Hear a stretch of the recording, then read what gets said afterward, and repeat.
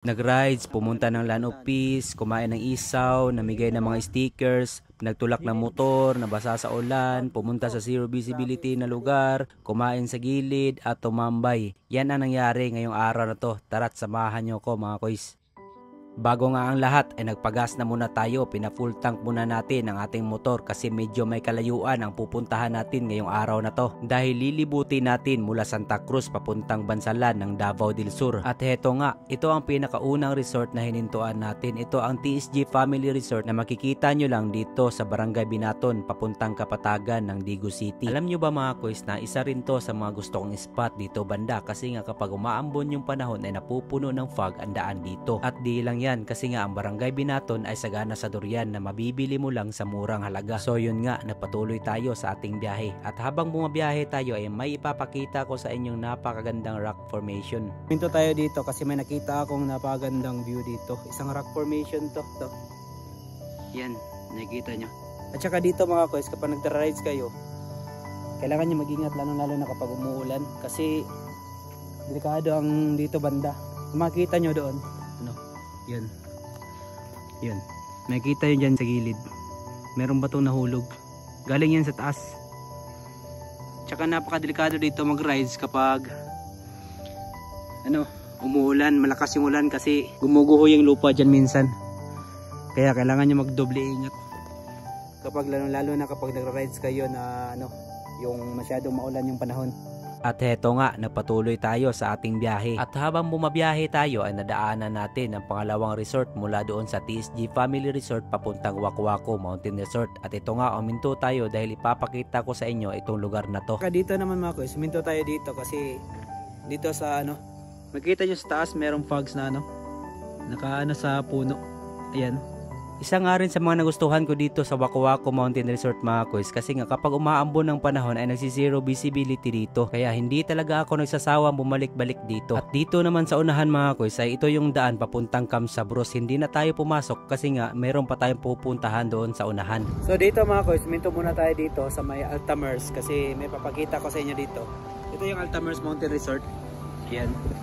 Nakikita nyo yung Altamers Mountain Resort. Doon ang kanilang entrance.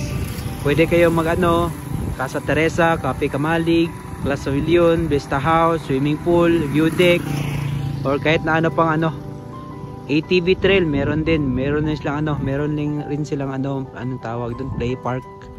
At saka dito doon banda, doon yung papuntang Kapatagan. At saka dito papuntang dito sa taas.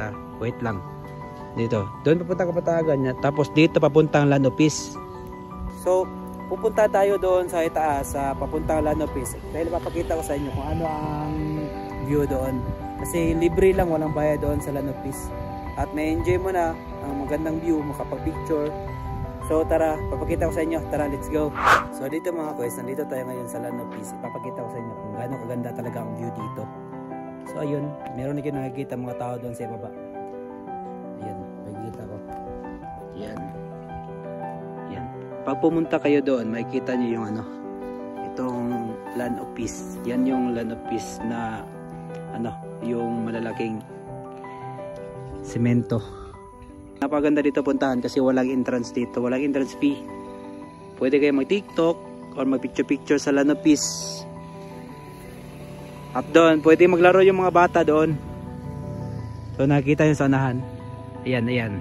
Pwede maglaro yung mga bata doon. At dito nga banda mga koys ay napatuloy tayo sa ating biyahe kasi nga medyo nagugutom na rin ako kasi hindi pa tayo nakapagtanghalian kaya pumunta ako dito sa may Kapatagan at sakto may nakita ako dito mga isaw. Meron naman talaga akong dalang baon kaso lang doon natin to mumukbangin sa may Balutakay. Mas gusto ko kasi doon kumain mga koys kasi nga napakaganda naman talaga ng view ng Balutakay. At habang nagpatuloy tayo sa ating biyahe mga koys, may nadaanan akong photographer dito at may kasama siya mga bata kaya binigyan ko na lang sila ng sticker. Mga sticker isa lang isa. Marihatag ito. Bata. At dito nga banda mga koys, habang nakaka-captured ako ng video ay may nadaanan akong nasiraan ng motor. Buti na lang meron akong dalang tali kaya tinulungan muna natin sila para makapunta sa shop. Kaso nga lang biglang umulan kaya sumilong na muna kami saglit. At nung humupa ng ulan, nagpatuloy tayo para mahatid natin sila sa shop. At eto na nga, nakarating na tayo. Ha? Troll anak eh. So yun nga, pagkatapos nating tumulong ay nagpatuloy tayo sa ating biyahe hanggang sa nakarating tayo dito sa napakagandang lugar na tinatawag nilang Zero Visibility. So mga guys, nag-stop over na naman tayo dito kasi napakaganda naman talaga dito at napakalamig naman mga guys. Kung makikita nyo dyan sa likuran ko, yan na nga po flower pero hindi nyo nakikita dahil napakakapal ng fog dito.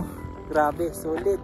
At dahil nga sa kapal ng fog dito, ilaw na lang nakikita sa motor kapag nasa malayo. At dito nga banda na patuloy tayo sa ating biyahe hanggang sa makakita tayo ng magandang spot na pwede nating kainan. At habang kumakain tayo dito, inabot nga pala tayo ng 5:30, malapit na ang gabi. At sa di katagalan, napatuloy na tayo sa ating biyahe para di tayo abutan ng dilim sa daan. So yun lang mga koys, sa susunod ulit, ride safe sa inyong lahat. Ingat!